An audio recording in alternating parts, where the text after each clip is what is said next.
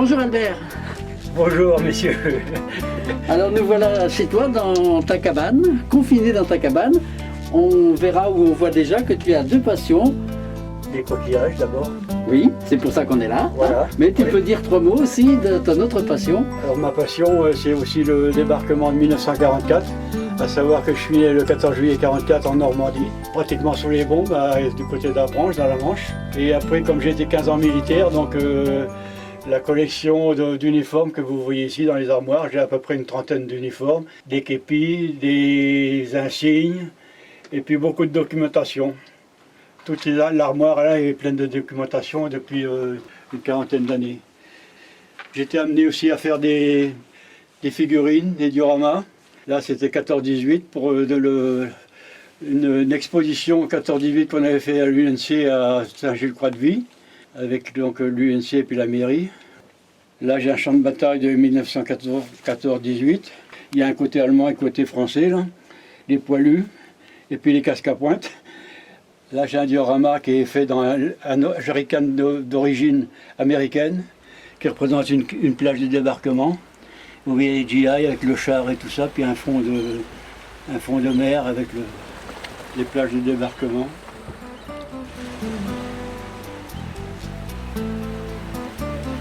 Voilà, et donc ce qui nous amène, nous, c'est ta passion naturaliste pour les coquillages. Voilà. Je suis un conchylophile. Alors je peux dire d'abord que tu es venu il y a peut-être 4 ans me voir en me disant j'ai une exposition de coquillages chez moi, j'aimerais bien savoir comment je peux la présenter, et j'ai tout de suite pensé que tu pouvais la présenter lors des sorties que nous faisons l'été à la Villa Grosse Terre, et qui t'a permis déjà plusieurs fois de présenter à la fois de manière décorative, comme on le voit ici, mais aussi de manière plus scientifique, disons, oui, avec tous les noms des coquillages. Pas forcément en latin, mais au moins leur nom français qui parle souvent encore plus à notre imaginaire. D'accord. Au fil de mes promenades sur la plage de Saint-Gilles, entre Saint-Gilles et puis Saint-Jean-de-Mont, en incluant Saint-Hilaire-de-Riez, sur la laisse de mer, je voyais beaucoup de coquillages, beaucoup de bois flottés.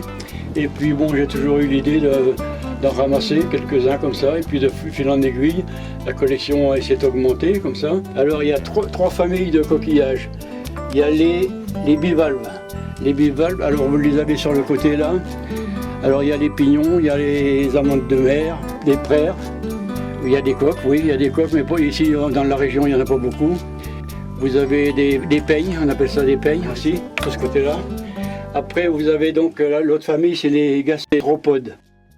C'est tout ce qui est sur les rochers. Les bigorneaux, les patelles. Voilà les patelles, alors ça a 4 noms. Patelle, chapeau chinois, cône, il y en a ici là, la patelle. J'ai appris que c'était collé sur un rocher. Il y avait une substance qui faisait un peu de la colle. Et il y a une pression de 400 kg. C'est énorme, hein? Sur les rochers. Les couteaux, surtout à la plage de Saint-Jean-de-Mont. Les couteaux. Vous avez les grains de café. Alors les grains de café, c'est ça. Donc j'ai représenté vraiment le vrai grain de café dans un moulin à café. Alors ça s'appelle le cyprès. Le vrai nom c'est le cyprès. Et céramique. Alors c'est tout petit. Il y a plusieurs.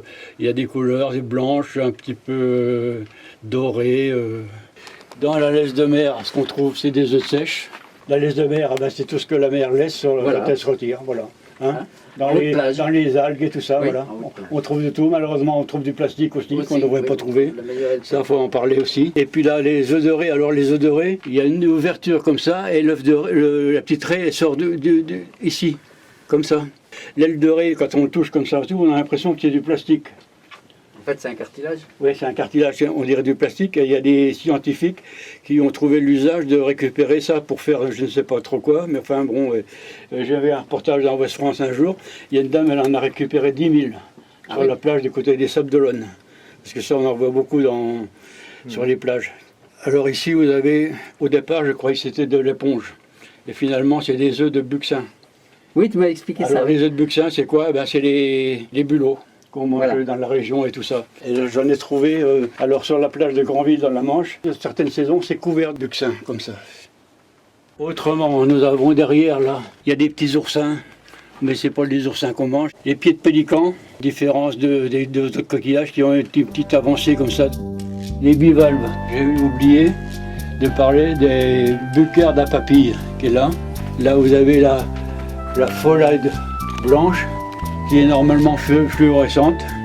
Les dentales, c'est pareil, c'est très rare à trouver ici, mais il y en a. On appelle ça aussi les défenses d'éléphant, pour la forme. À savoir qu'il y a deux trous, et ça filtre l'eau de mer pour se nourrir avec le plancton. On va parler des laitiers dans le marais. Dans la vase. Dans la vase. Là, vous avez une moule, très grosse moule, qui se mange, qui est comestible. Ça s'appelle la mille. Alors, les crépidules. Ça, c'est une calamité pour les pêcheurs, pour les ostréiculteurs et tout. C'est des coquillages, soi-disant, qui ont été apportés par les Américains, qui étaient collés sur les barges, sur les bateaux. Et ça s'est développé à une vitesse phénoménale. Et donc, vous voyez, ça s'accroche partout. Même entre elles, elles se collent les unes sur les autres. Et maintenant, il y a des cuisiniers qui ont essayé de cuisiner ces coquillages. La littorine, c'est comme des petits escargots, là. On en voit beaucoup ici, des nasses réticulées. Vous l'avez ici collé là, ou autrement, vous en avez beaucoup plus là-bas. Alors, le pousse-pied, à savoir que c'est une espèce qui est assez rare et assez difficile à pêcher. Ça se trouve sous les rochers, principalement chez nous en Bretagne, en Atlantique, en Bretagne. Et c'est comment contrôler la pêche au pousse-pied. Et ici, j'en ai trouvé un jour, il y avait un tronc d'arbre qui avait échoué sur la plage de Sion. Il y avait des milliers de pousse-pieds collés dessus. Ça, c'est collé sur les rochers, sur les arbres et tout. Enfin, oui, c'est les arbres morts que j'ai trouvé, mais c'est un gros ligament qui est long comme ça. Là, ils sont complètement séchés, mais c'est cette partie-là qui se mange. Vous voyez, parce que le coquillage, bon, il s'ouvre comme ça. Alors là, c'est un coffre de pêcheur que j'ai trouvé dans le port de Saint-Gilles-Croix-de-Vie, que j'ai restauré. Et puis donc un échantillon de coquillage que j'ai présenté tout à l'heure. Et la photo là, c'est un coucher de soleil à Sion. Comme je disais à Bernard, là j'ai représenté tous les sites de la Corniche. Hein, ça part de la Villa Grosse Terre. Là vous avez la place de la mairie, avec un coquillage bleu, blanc, rouge pour faire remplacer le drapeau. Donc c'est à partir d'une photo, c'est des emballages alimentaires. Et puis donc j'ai collé du bois flotté, des galets et puis des coquillages. Après, vous avez les 5 pinots. Là, vous avez la Livarde. C'est donc un musée de la vieille navigation. Hein. Oui. La Livarde, c'est le nom d'un bateau qu'ils ont restauré, donc qui se trouve dans le cœur de Sion. Le Trou du Diable. Là, vous avez l'îlot Jeanne d'Arc, qui n'est pas très beau à voir parce que c'est que des ruines de villas. Ah, il paraît qu'il y en a 4 qui sont tout à fait restaurables. 4. Il y a la Villa Monique déjà. Par exemple, oui. Voilà. Les autres, je ne sais pas. Le feu de Grosse Terre, toujours pareil, un emballage, ça c'est du polystyrène, tout est bon à récupérer.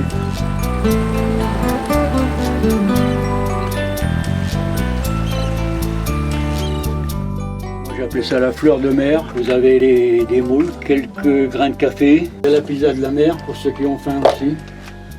Toujours en récupérant des emballages. Ah oui. Et voilà. Alors vous avez le couteau et la fourchette. C'est un couteau avec une pince de crabe pour faire la fourchette.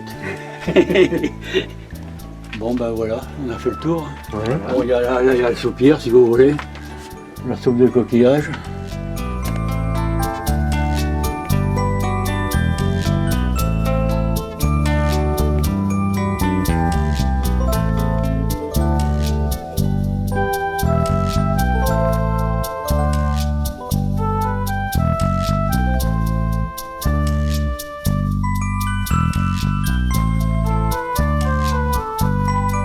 Les coquilles Saint-Jacques ne sont pas de la région, on n'en trouve pas.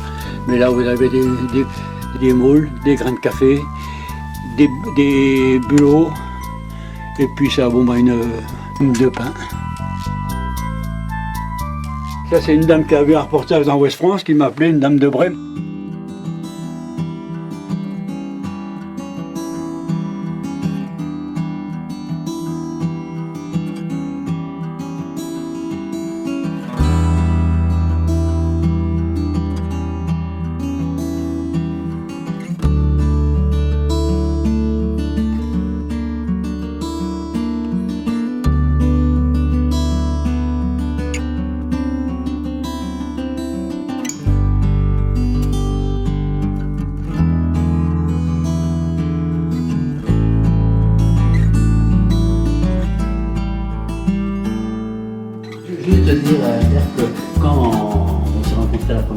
premières fois, j'ai vu que tu étais vraiment passionné par beaucoup de choses. Et moi, c'est vraiment ce qui m'intéresse, c'est que les gens vivent leur passion, vivent de leur passion et oublient nos échéances à travers toutes ces activités qui sont beaucoup plus qu'occupationnelles, qui sont aussi culturelles, quelquefois festives.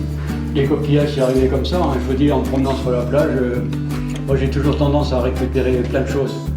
Ça soit même je vais pas faire les poubelles, mais je dis tiens, ce truc-là, je vais le ramasser, ça peut me servir à faire ça, à faire ça, à faire ça. Ouais. Faire des collages, des montages, des dioramas, je sais pas quoi. Alors j'ai toujours tendance à dire, bah, tiens ça, je le ramasse, on sait jamais, ça peut me servir. Ouais. Alors donc, et souvent ça sert. et voilà. Et ça sert aux autres. Voilà, et puis mon abri de jardin, ben, il m'en faudrait 2 au moins pour faire toute la collection que je voudrais faire. Et Voilà. bravo, bravo Albert.